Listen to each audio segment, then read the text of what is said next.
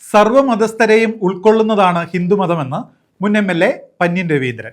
ഹിന്ദുത്വം എന്ന് പറയുന്നത് തീവ്രവാദികളാണെന്നും ആ മുദ്രാവാക്യം അക്രമകാരികളെ സൃഷ്ടിക്കുമെന്നും അദ്ദേഹം പറഞ്ഞു. ജില്ലാ ഓട്ടോറിക്ഷ തൊഴിലാളി യൂണിയൻ പെരുമ്പഴ യൂണിറ്റ് ഉദ്ഘാടനം ചെയ്യുകയായിരുന്നു അദ്ദേഹം. സർവ്വമതസ്ഥരെയും ഉൾക്കൊള്ളുന്നതാണ് ഹിന്ദുമതമെന്നും ഹിന്ദുത്വം എന്ന് പറയുന്നത് തീവ്രവാദികളാണെന്നും പന്ന്യൻ രവീന്ദ്രൻ. ആ മുദ്രാവാക്യം അക്രമകാരികളെ സൃഷ്ടിക്കും. ജില്ലാ ഓട്ടോറിക്ഷ തൊഴിലാളി യൂണിയൻ പെരുമ്പഴ യൂണിറ്റ് ഉദ്ഘാടനം ചെയ്യുകയായിരുന്നു അദ്ദേഹം. ഹിന്ദുക്കളുണ്ട്. ഹിന്ദുത്വ എന്ന് പറയുന്നത് സാക്ഷാൽ ഹിന്ദു തീവ്രവാദികളാണ്. ഹിന്ദുക്കൾ ഒരിക്കലും ഈ നാട്ടിലെ അന്യമതസ്ഥരെ അകറ്റിയിരുന്ന ആളുകളല്ല. ഹിന്ദുക്കൾ എന്ന് പറയുന്നത് എല്ലാ മനുഷ്യരുടെയും കൂടിയാണ്. ആ എല്ലാ മനുഷ്യരുടെയും കൂടിയായ ജനവിഭാഗത്തെ കൊണ്ടുപോയി ഈ നാട്ടിൽ അക്രമകാരികളാക്കുന്നത് ഹിന്ദുത്വ എന്ന മുദ്രാവാക്യമാണ്. ആ മുദ്രാവാക്യം നമ്മുടെ നാട്ടിലല്ല. ഗാന്ധിയുടെ പേര് വെക്കാൻ പാടില്ല. എന്താ?